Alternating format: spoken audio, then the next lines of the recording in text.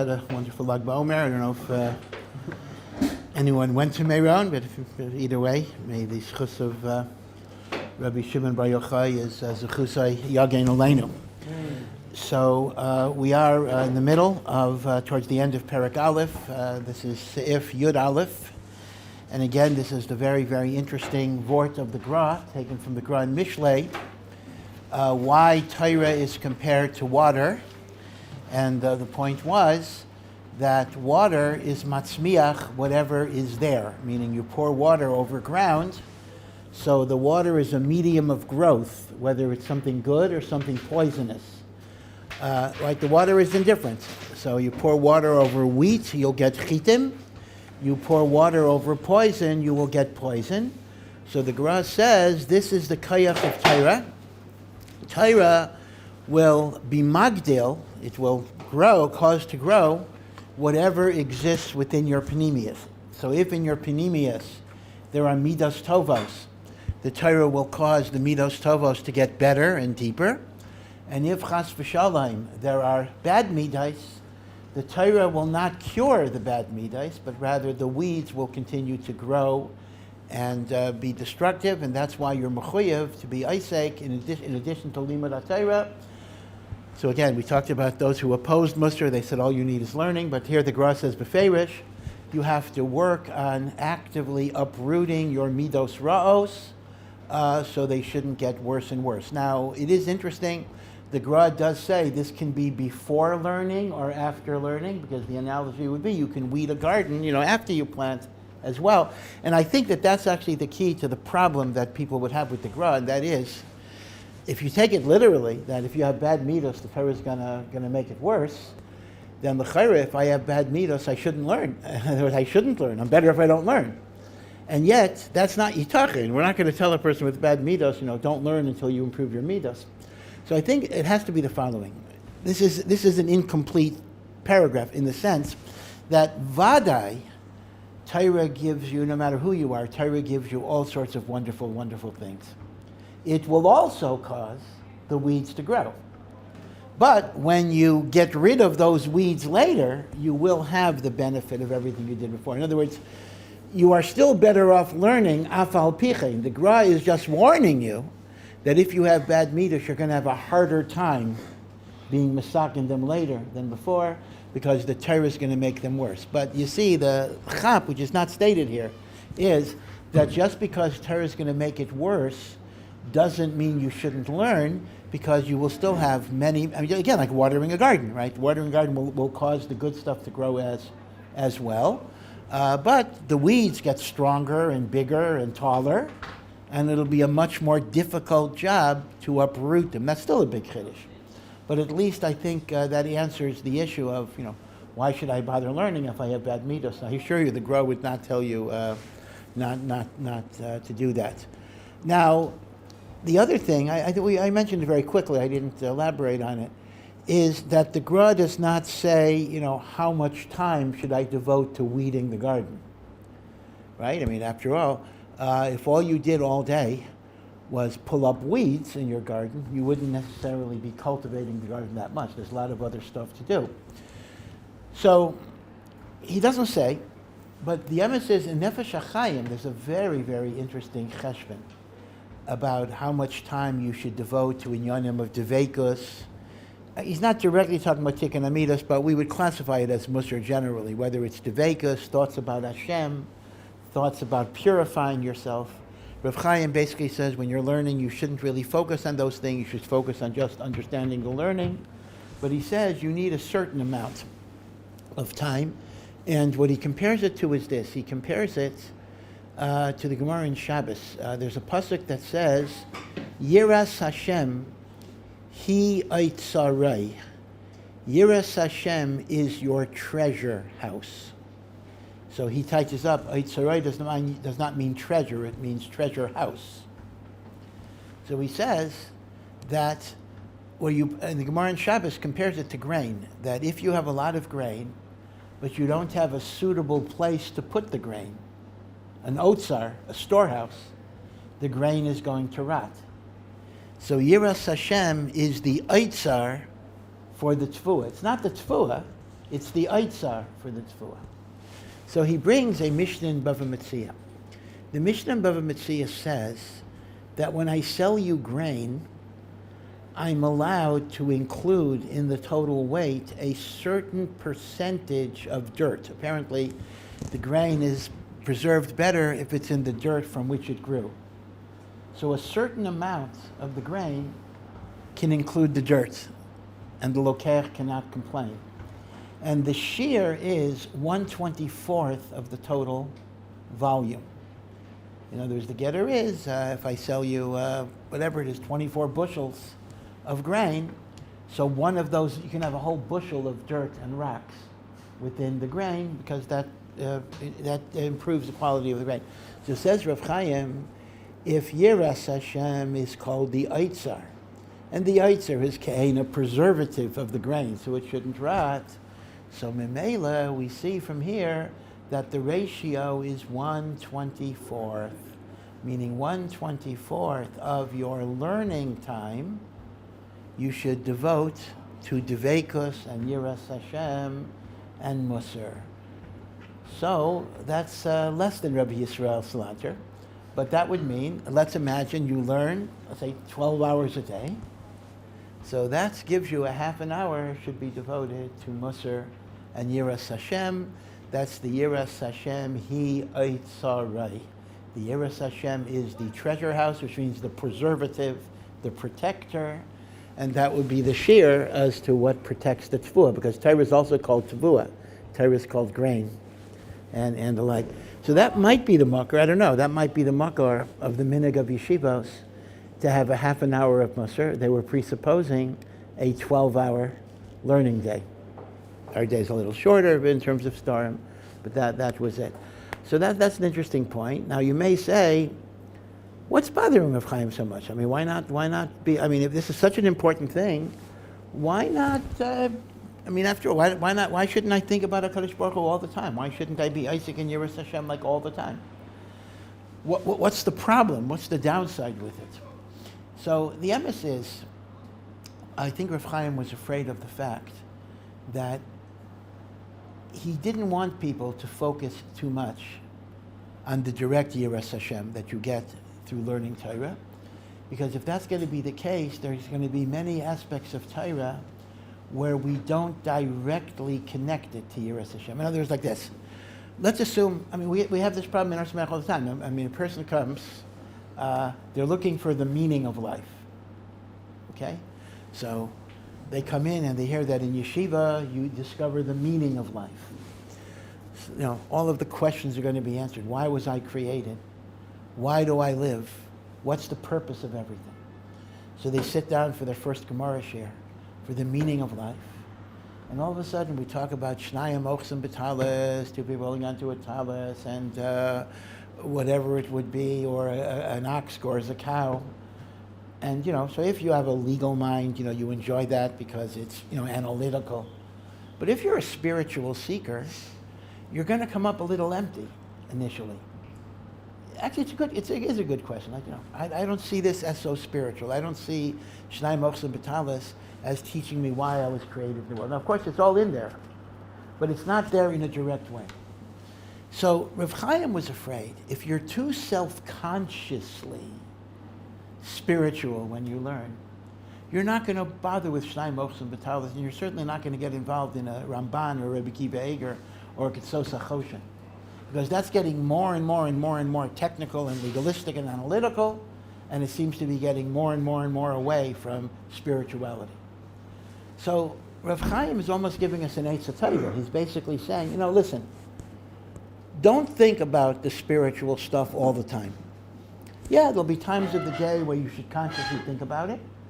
Other times, think about the Ketzais, think about the Minchas Chinuch, think about the Ramban, because what it's doing is it's entering your neshama and it's doing stuff to your neshama, bringing you closer to Hashem, even though it's not overtly a spiritual vocabulary. Because you can understand this. This is an issue that we actually see all the time. If I'm too focused on what's the spiritual meaning of what I'm learning, I'm not going to be able to move that much. No, let's go over the Taisus another time. But I don't get it. It doesn't say anything to me spiritually. Right? So that's why Rav Chaim actually says, it's working. It's working. The medicine is working. It's coming in. But don't think about it so much. You're not going to fully understand how it works. This is Lanias Daiti. I think that's really Rav Chaim's point. He was not demeaning the importance of Dveikus B'Hashem, but he was very, very concerned that if you think about it too self-consciously, you're going to wind up not learning. I mean, many people have problems with Gemara, not because they're not smart enough to understand it. No, they're smart enough to understand it, but because they don't see the spiritual teichad of it, and they want to come to Judaism through spirituality. So that's what Rav Chaim was afraid of, because again, Hasidus, which was emphasizing spirituality, would actually say, when you learn Shosh Nagach Sapara, you should think about the Yetzer Hara. You know, they have some different symbolic meanings to these things, which may work on a Pashut Pshat level, but by the time you get to a Ktsais, or you really can't use the spiritual stuff beyond a certain point. So as a result, you're going to have very superficial learning. That's kind of what's going on. Okay. But again, be it as it may, though, the Gra's big chiddush is that it's shayach for Talmud Torah to be makalkel midas. And again, we especially could see this in Gaiva. If a person is competitive, a person has to be the winner all the time, a person can't stand to be defeated, then Torah learning will be another avenue in which he could show off his prowess and everything else. And that is why Torah is compared to water. And again, this was the meaning of the pasuk in Hosea. I'm chazering a little bit. This is the Haftarah for Shabbos Shuvah, as well as the Haftarah for Parshas Vayetze. It happens to be the same Haftarah, that the ways of Hashem are upright. Tzadikim yelchuvam, the righteous walk in the ways of Hashem.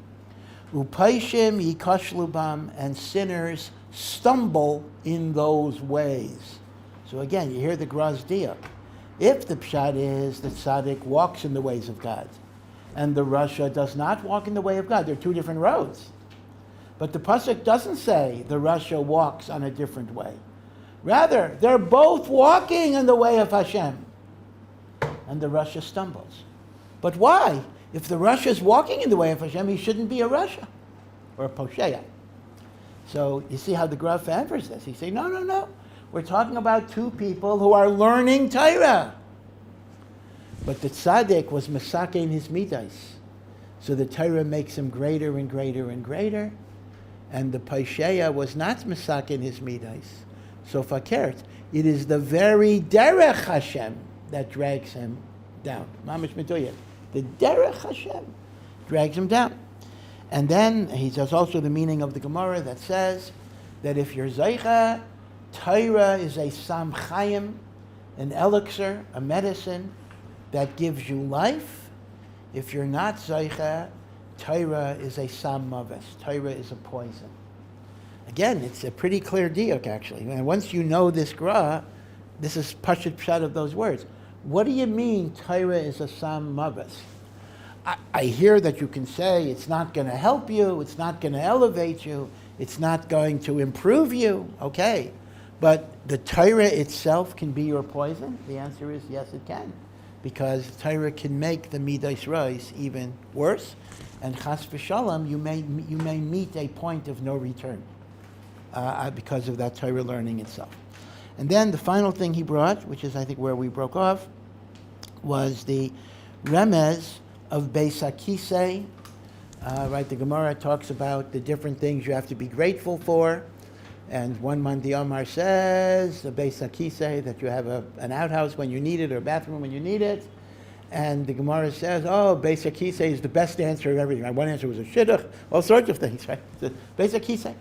So the Gemara says, Beis HaKisei is exactly this idea, symbolically, that you eliminate the waste from your body.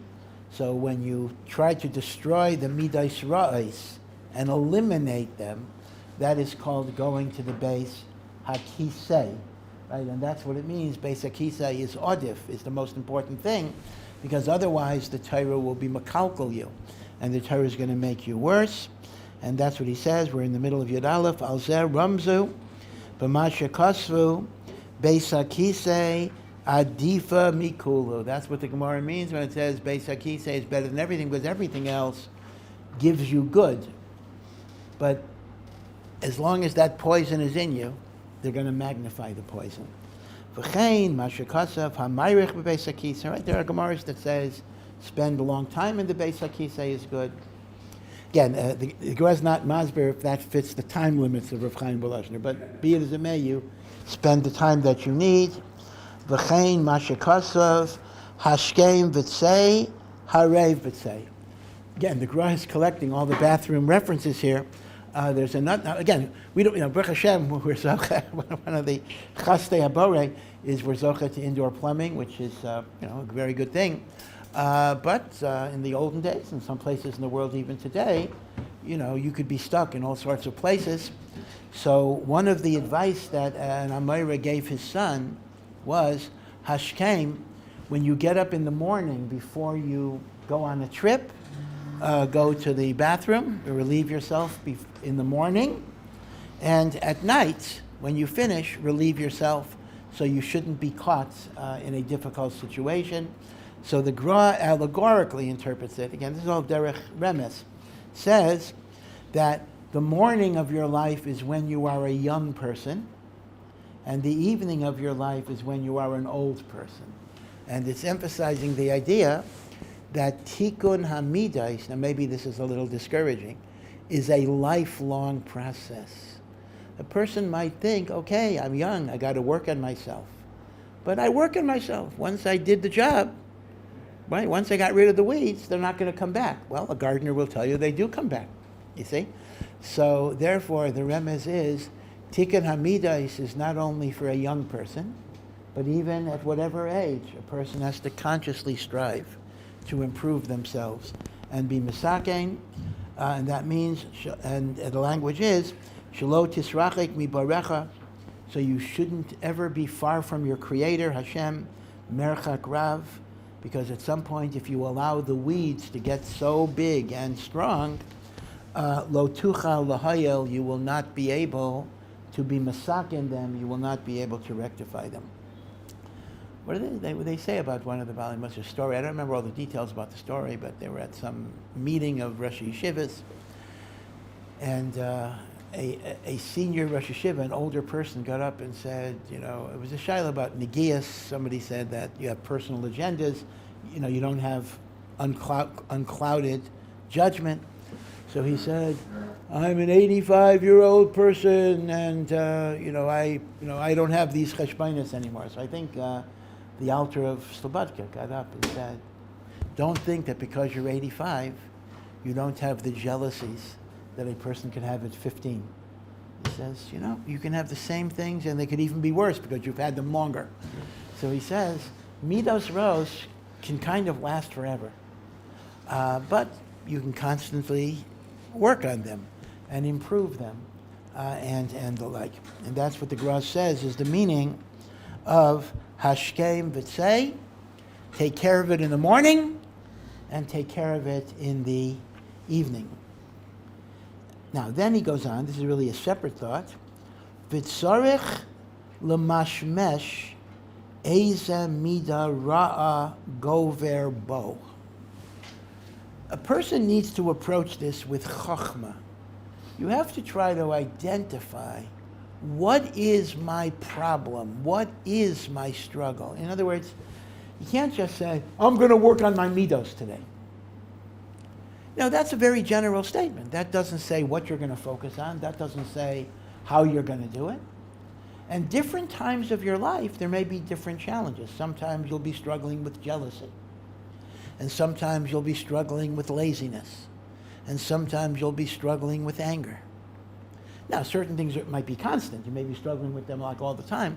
But the Vilna Gaon says, when we talk about going to the Beis HaKisei, and the analogy I think breaks down a little. There you try to eliminate everything. But he says the way this works is there are specific waste products, so to speak, that you have to focus on at different times. And you need to identify what is the midah ra'ah that I am struggling with at this particular juncture in my life.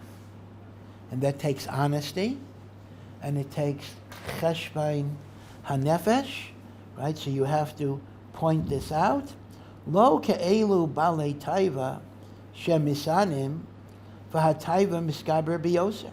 He gives an example. It's not clear to me exactly what he is talking about, but he gives an example. Let's say somebody is a baal taiva, meaning they constantly have to indulge their lusts, whether it be sexual, whether it be food, whether it be money.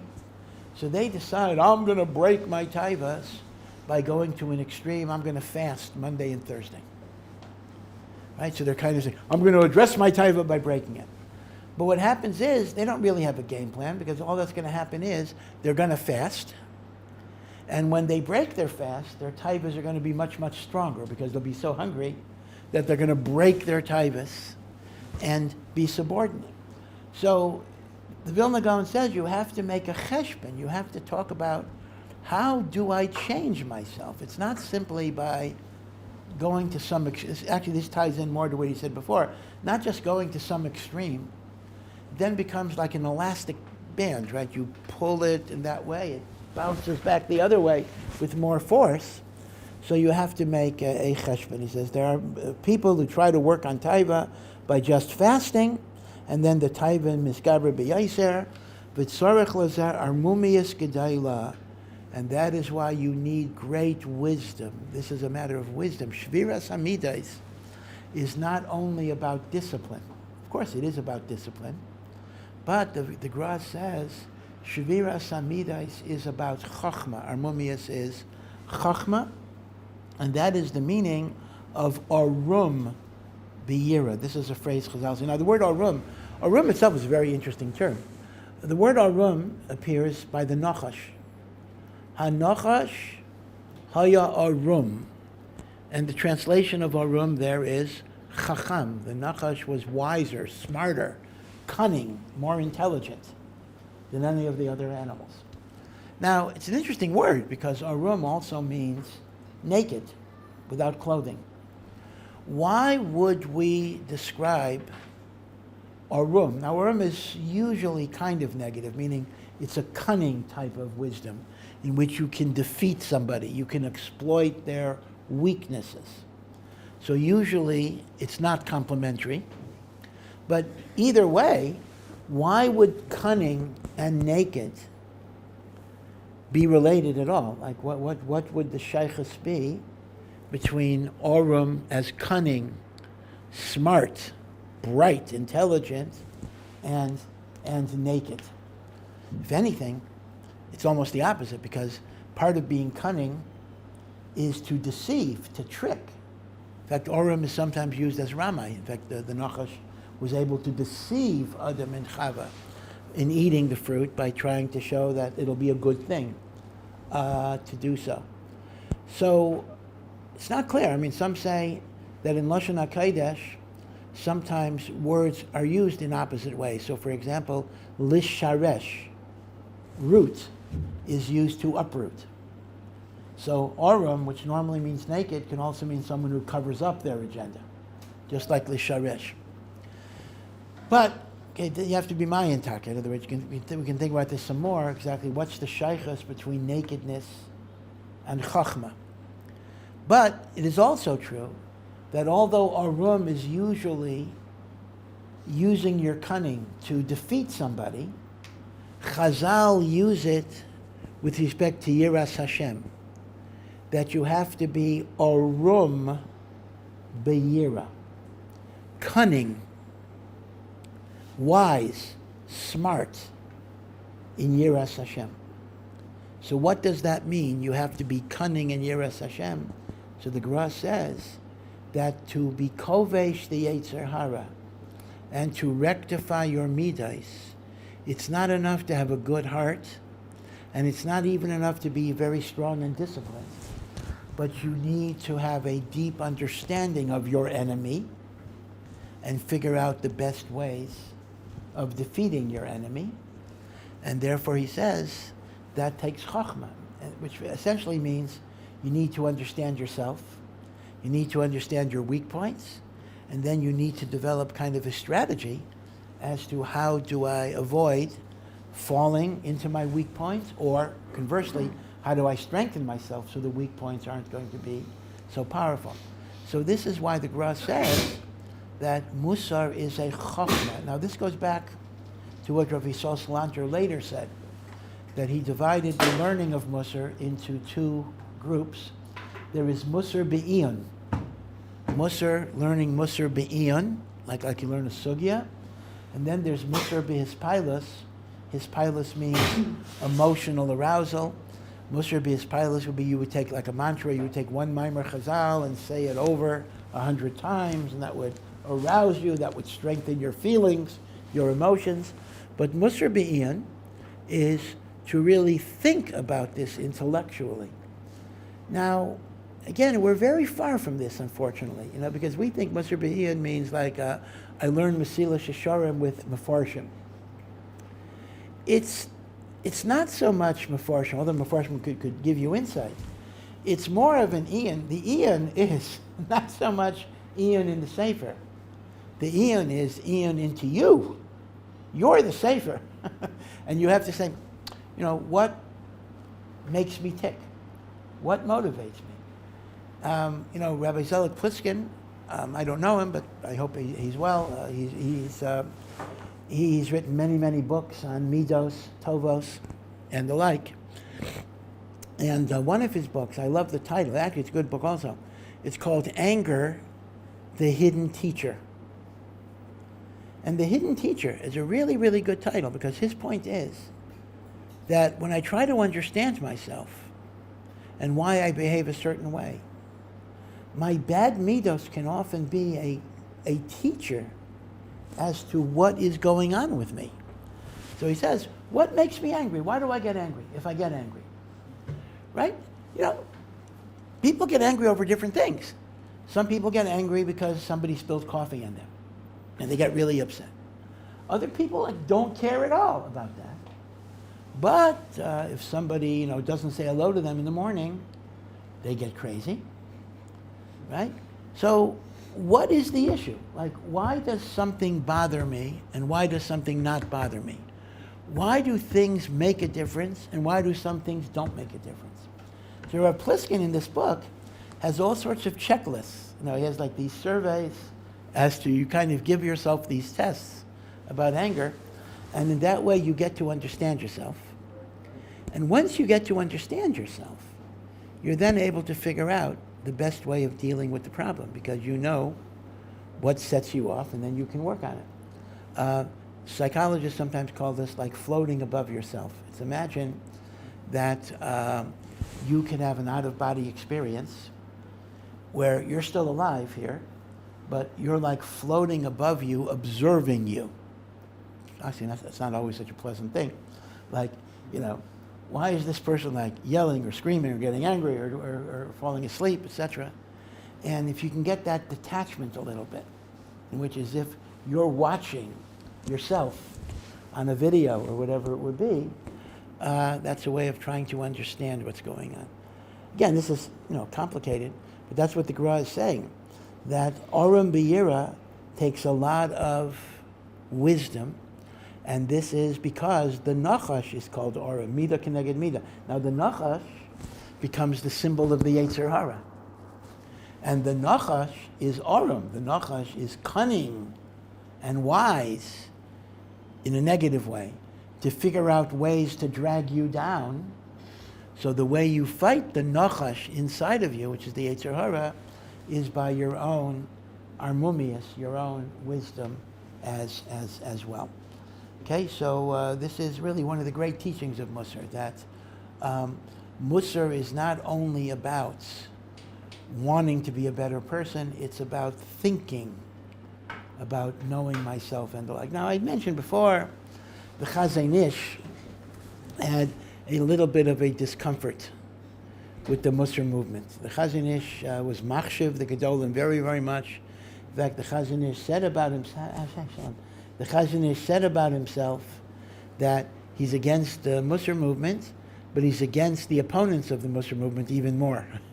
He said, because he was machshiv the mussar movement as tzaddikim, but he had a little bit of a problem. Part of the problem he had, it's not borrow because different nekudos emerge, but part of it was he thought that the mussar movement's very intense focus on introspection, understanding yourself, in certain personalities could create an obsessive compulsive type of position where every time you do anything, you're always second guessing yourself. Oh, did I daven mincha with kavana because of real kavana, or because I wanted my roommate to see what a tzaddik I am? And the Chazon Ish felt that sometimes that extreme introspection could cause a person sadness, depression, and could actually become paralyzing. So he was a little uncomfortable with this deep, deep process of going deeper and deeper and deeper and deeper into yourself. I hear, that is a point, and it depends on the person. But once again, this is not an all or nothing scenario. Chazon Ish is talking about the dangers on one side of it, but the Vilna Gaon is saying there is a process in which I try to understand myself. And therefore, the Vilna Gaon says,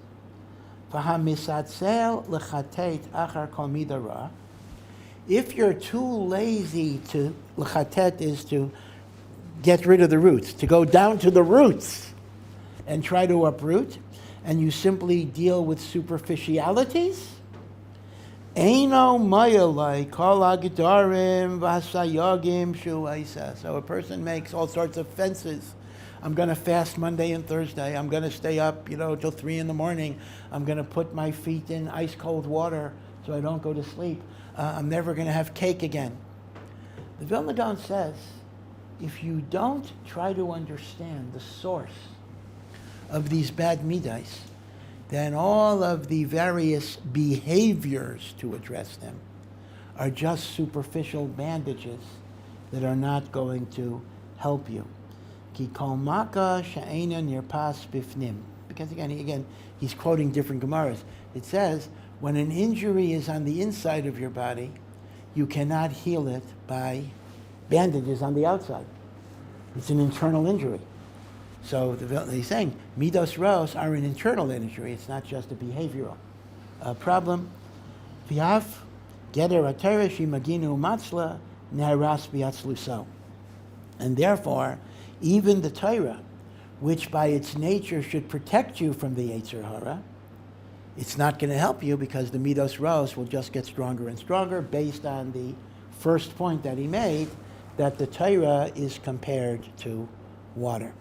Okay, and again, this is quoted, Mishlei, Perek Chavdalet, Pasuk Lamed Aleph, Yud Tes, Vav, Chav Pei Dalet, so there are 3. Now again, it is interesting. If you actually check these references, you will see that this whole shtickle is a paraphrase, meaning the Gemara does not explicitly say all of these things. So that's why it is important sometimes. The Sefer is a Sefer, but sometimes if you go back to the original passages, it's not always quite there. But the key word that Torah is compared to water, that is there. That actually is beferish in the Gran Mishlei. And it's a chiddush. I told you, it is such a chiddush that when I would say it sometimes in a mentor's mission or whatever it is, the Lakewood mentors said that's not possible. The Gra could not have said such a thing. Rest assured that he does. Okay. Let's go to Sif Yud Beis. Sif Yud Beis says, Hamidais heim banefesh hadeveka laguf. So again, this is restating a point that we made. We have, al pi Kabbalah, 3 layers of our soul. There's actually 5 layers, but 2 of them are outside of us, and 3 of them are within me. And they're called Naran. Naran is an abbreviation, Nefesh, Ruach, Neshama. And that's in ascending order. The lowest level of my spiritual essence is called Nefesh, and then there is Ruach, and then there is Neshama. The Nefesh essentially controls my life functions, my breathing, my digestion, meaning the biological aspects of my life. The Ruach is the emotions and the feelings, And the neshama is the spiritual essence of God's breath. That is the intellect and the ability to understand. Nefesh, ruach, neshama. Now we said before, and this is not so obvious, that the midas ra'os are actually rooted in the nefesh. Now, this is a little surprising. I'm not sure if we talked about this before, because I would have thought if you define the ruach as the emotions, I would have thought that the midos, being angry, being selfish, these seem to be emotional responses to different realities. I might have thought that it is influenced, or rather it comes from the ruach, and yet the Gemara already said before that the midas ra'os are absolutely in the nefesh. So the concept would be this, and we don't really understand this fully, that is, things are rooted on one level, but they become manifest on the other level. It may very well be that the ruach is how the midos ra'os are manifested.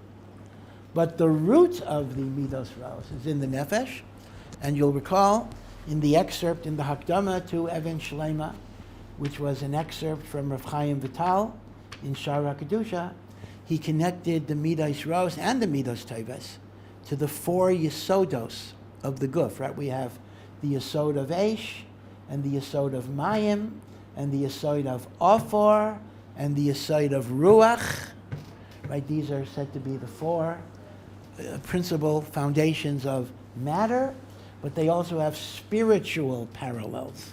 Eish, Mayim, Ruach, Ophor, and in terms of midos ra'os, the yesod ha'eish is what causes anger and animosity and gaiva, and the yesod of, I'm sorry, not gaiva, eish, kas, and then ruach is gaiva, and then ophor is yosh, depression, and atzlos and laziness, and then mayim is taiva, pleasure and the like, and each also has a good expression, right? Fire can be enthusiasm, and ruach can also be understanding my potential to serve God, and mayim is the simcha of life that you get, and Afor is anava, humility, right? In other words, but the point is, the midas are rooted in the daled yesodis. Now, the daled yesodis are connected to the guf and the nefesh. So, therefore, the shirish of the midas of a person that they're born with are actually in the nefesh, which actually means it's even pre-emotion, because a newborn baby, for example, may have certain personality traits, but it's not yet coming from emotions, because there's no conscious. Emotions generally are something I'm thinking about. I feel certain things. So he says the midas are connected to the nefesh, and that nefesh that is attached to the guf, which means, in other words, what we call nefesh. Vehem, and these midas that emanate from the nefesh, levushim, the nefesh hasichlis. So here he's changing the vocabulary a little bit, probably because whatever the quote is, the Gemara used a different vocabulary. He says, we look at the midas as garments for the nefesh hasichlis, the soul, the intellectual soul, the thinking soul. Now, l'chari, there is a change of vocabulary here, because nefesh hasichlis was referred to before by the term neshama. And I don't know why the term neshama is not used here, because I don't think within the nefesh there is something called nefesh hasichlis. In other words, nefesh is both a general word and a specific word. Sometimes nefesh is used for the whole thing. Sometimes it's only used for the nefesh part. So a term like nefesh hasichlis does not mean a nefesh that's intellectual, because the nefesh as a specific entity is not sichlis, but this is a synonym for the neshama, because nefesh is being used as the whole thing, and nefesh hasichlis is the part of the nefesh that we would call neshama. And the analogy here is the midas are a levush. They are a garment for the nefesh hasichlis. Now, what is the significance, just in terms of a mashal, of calling your midos the lavush of your nefesh hasichlis? So the answer would be, he'll explain it a little bit, that a lavush conveys who you are externally, meaning you have a certain panemius, and the lavush can identify who you are in one way or the other. So the same way a lavush can identify a person as a man or a woman, as a rav or a baseball player, whoever it will be. Again, a lot of times lavush doesn't really tell you everything about you, but the lavush kind of defines b'chitzonius what a person is b'panemius on some level.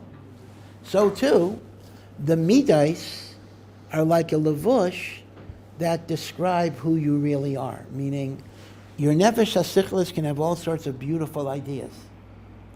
But if they don't find their expression in a good way, that actually means your nefesh hasichlis is not doing everything it could, because ultimately the sichlis is supposed to be miskaber and improve those midos, right? That's the medium, right? If it's not, then the nefesh hasichlis is not doing a job. So although the midos emanate from the nefesh, but they reflect the status and the strength and the power of the nefesh hasichlis, the neshama, as we would call it.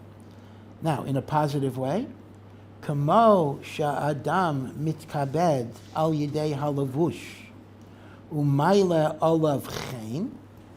So just as, at least in a superficial sense, a person will be honored and respected, now again, this is not necessarily the right thing, but by how he's dressed, and this will give him favor in the eyes of others.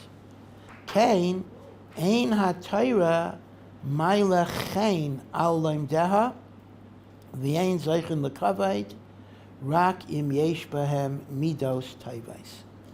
So this is a practical eitzah. Torah is supposed to be ma'alechein. Ma'alechein means it's supposed to give you grace and favor in the eyes of others.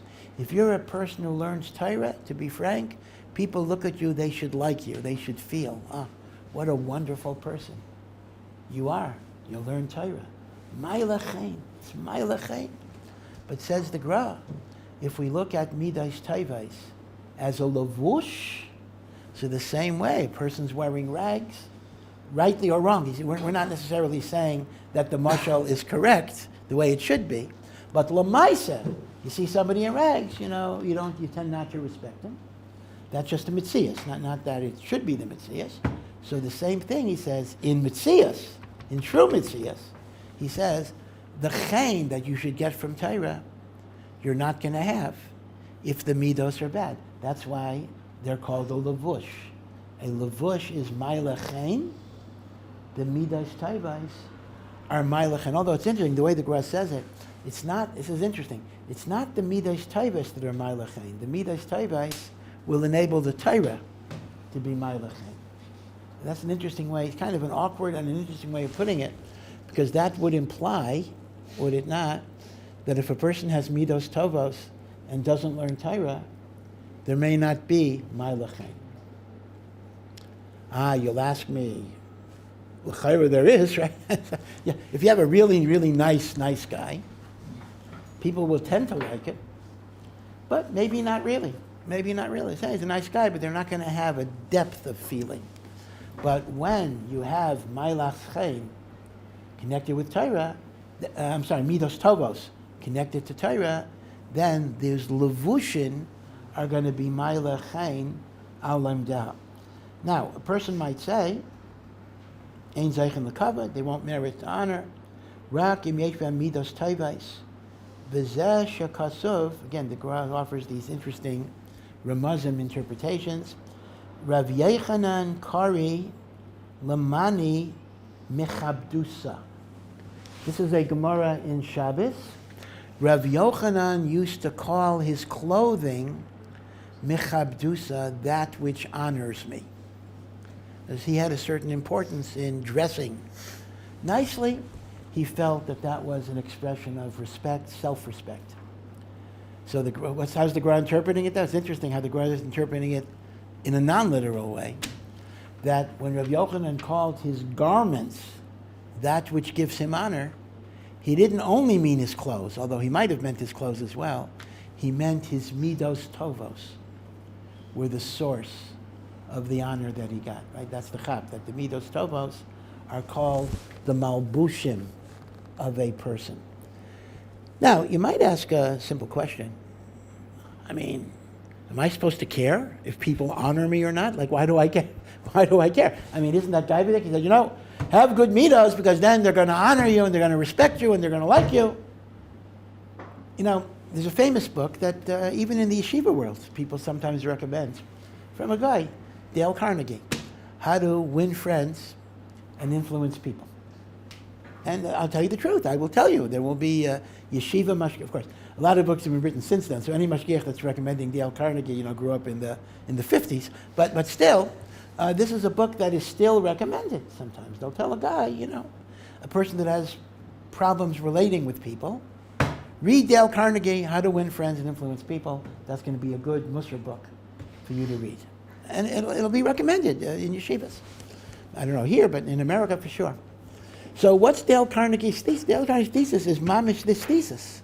And that is, he talks about the fact that if you can listen to people well, if you get along with people, then what's going to happen is they're going to like you, they're going to respect you, etc. In other words, he makes the argument that Midos Tovos is not just a spiritual advantage, not just a good thing to do, but it will win you friends and influence people. That's what the Gemara is saying. So the question you could ask is, okay, if this is what I need to motivate me to become a better person, all right, that's a motivation. But is that an ultimate motivation? Is that a true motivation? Is that an ultimate motivation? Is that a proper motivation? Meaning, is Dale Carnegie, he's just telling me, work on your midos because it's going to pay off for you. As I say, if I need that motivation, then gesundheit hate, I'll take that motivation. But is that what we're really saying? It's one thing for Dale Carnegie to say it, it's another thing for the Vilna Gaon to say it. So the answer has to be that, of course, the goal of Avodas Hashem is not to have people like you. And you don't say, I'm doing mitzvah because I want people to like me. That's not why you serve Hashem. But it is HaKadosh Baruch Hu's ratzon that we do things in a way that will be pleasing in the eyes of others. Because, number one, that's how you make a Kiddush Hashem. The Talmid Chacham, who is beloved by other people. People will want to imitate him. People will want to follow him. One of the kochos that a person has in the world is the ability to be mashpia on other people. That is an asset. That is a resource. That is something that Hashem, just like Hashem gave you hands and legs and eyes, Hashem gave you a koach of hashpah, where you can use to glorify him and to create kedusha in the world. And midos tovos is how that koach can be implemented. So when you shut it off, what you're doing is you're wasting, you're squandering a koach that Hashem gave you. You will no longer be the force for good that you were able to be. So it is important for people to like you. Now again, it's not the most important thing, meaning if someone likes me if I give them tray food, so, I don't do things. I have halacha gives limits on what I do. But if it's possible to have people like you in your avodas Hashem, it's a good thing, provided it doesn't become a narcissistic popularity contest. Meaning, you're not doing it because you want to be Mr. Popular, but you're doing it because you want to be Makadesh Shem Shemayim, by doing things in a beloved, kind, gracious, gentle manner. See? So that's what he means, that the garments give me kavod, and therefore they are the mechanism by which I could glorify Hashem. And that's why Pirkei Avos actually says this, Kol sheruach habriyos Neicha mihaimenu, ruach hamakim, neicha haimenu. What does that mean? Anyone who the brios, the creations, that means Jew and Goy, neicha, get nachas, get pleasure from him, Hashem gets pleasure from him as well. Because if people get pleasure from you, you have the koach to be makadesh shem shemayim. You know, Rabbi Yashiv said that before he was nifter, that the most important avodah of our generation, and we're still in that generation, is to make the name of Hashem beloved in the eyes of others. Remember, this is the Gemara in Yuma on the verse, V'ahavta es Hashem Elokecha, you shall love Hashem. So what is the Gemara's drasha? Make the name of Hashem beloved in the eyes of other people. That people should look at you and they should say, oh, how beautiful are your deeds, how beautiful are your actions. The Torah is a wonderful thing. Maybe they'll become from, maybe they won't, but even if they don't become from, they say, Torah is a good thing. And the other way around is chas v'shalom. They look at someone and say, that's what Torah is, who needs it? And Rabbi Yashiv was being merames. He was very subtle. He often didn't say things beferish, and he didn't say things biarichas. Very, very makatzer. But I think he was being merames, that sometimes our behavior has the opposite effect. Sometimes our behavior, instead of making the name of Hashem beloved, can make the name of Hashem hated in the eyes of others. And we like to say, the Chilonim do this, and the Chilonim say this, and they do that. Well, yeah, but Rabbi Yashiv is saying, maybe they do that because we do this, whether it's rioting or whatever it would be. Now, Al Sadat Tov, I do have to say that Baruch Hashem, just recently, we've had a number of incidents where I think many very, very frum Charedim were Makadesh Shem Shemayim in a very, very positive way. This thing about the judicial reform, again, it's a whole business here. I mean, this is a wild exaggeration on the part of the left. Anyone who understands the legal system knows that. Okay, I don't want to get into the pratim of that, but they wanted to demonstrate in Bnei Brak in front of from people. For some reason, they connect judicial reform with Charedim. Why that's so? It's two different things. And instead of the Charedim coming out with baseball bats or whatever it is, it was Friday. It was Erev Shabbos. They were singing and brought out cake and brought out soda, brought out very friendly and open. And ad kedei kach, there's a viral video going around. Now, not that you should check the video, in which the Haredi group started singing Shalom Aleichem, and there was some guy who came with stones and rocks, an old man, who had been a Chiloni for his whole life basically, but he had remembered the Shalom Aleichem from his childhood, and he started crying, and he started crying, and he started embracing people. It just brought him back to a different world that he had not been part of for so many years. And that's a classic example of making the name of God beloved. Is this guy going to become a Shomer Shabbos? I don't know. I hope. If I had to guess, I would say probably not. But he will go to his grave thinking that Torah is a good thing. And maybe he would adopt a mitzvah or two. Maybe he would make Kiddush Friday night and sing Shalom Aleichem like he remembered. So Baruch Hashem, we've seen a few incidents of Kiddush Shem Shemayim in a good way. But I have to be honest, we have incidents that go the other way. And Rabbi Yashiv was merames, that we got to think about this very, very carefully. A person's ability to influence other people is a resource, it's an asset, it's a koach that Hashem gave you, and when you waste it by Midos Ros, which will turn people off to you, then it's an Aveira. So Dale Carnegie might have been thinking about Shalom Lishma, be good because you'll get advantages out of it. The Vilna Gaon, I'm suggesting, is looking at it in terms of your actual Aveidas Hashem. Okay, let's do one more. Yud Gimel, Afal Pi Sheyamru. This is a Gemara in Bava Basra, Kuf Samach Daled. Lo yisaper adam b'shvachei shel chaveira shemitech shvachei bali de ganusai. This is a very interesting Gemara. It says, you shouldn't excessively praise people. That's some, everyone knows there's an issue of Lashon Hara. I'm not allowed to say things that are negative or derogatory or embarrassing. We know that. But what if I just want to tell someone how great this person is? This person is so great, he is so fantastic, he's so wonderful. That's not Lashon Hara, it's exactly the opposite. But the Gemara warns you, don't be marbeh, even in praising people, because sometimes by the praises, you can indirectly come to the degrading, to the denigrating, to the insult. How does that work sometimes? Well, the simple meaning is because that's how listeners often respond. Meaning, you're here, somebody is here telling me how great this guy is. This guy is the most fantastic, Maggid Shir in the world, etc., etc.